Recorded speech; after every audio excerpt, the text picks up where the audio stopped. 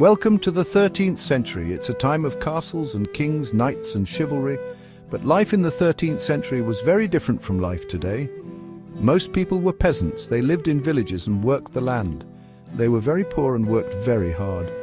The rich and powerful lived in castles and manor houses. They enjoyed a life of luxury, but had responsibilities to the people they ruled.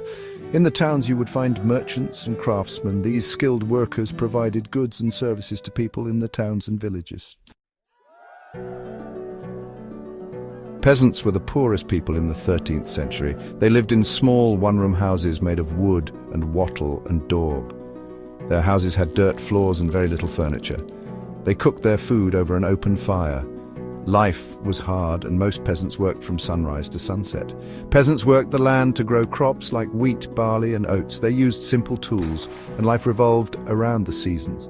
Peasants lived in villages and relied on each other for help and support. They often shared resources and celebrated holidays together. Nobles were the wealthy landowners of the 13th century. They lived in grand castles or manor houses. Life was luxurious compared to the peasants. Castles were built for defense and were symbols of power. Manor houses were large estates where the lord and his family resided. The nobility enjoyed feasts and entertainment, and their lives were filled with hunting, hawking and tournaments. They wore fine clothing and jewelry. Nobles were responsible for protecting their land and the people who lived on it. They held court to settle disputes and administer justice.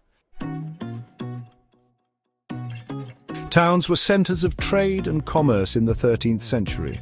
They were busy and crowded places. Merchants bought and sold goods from all over England and beyond.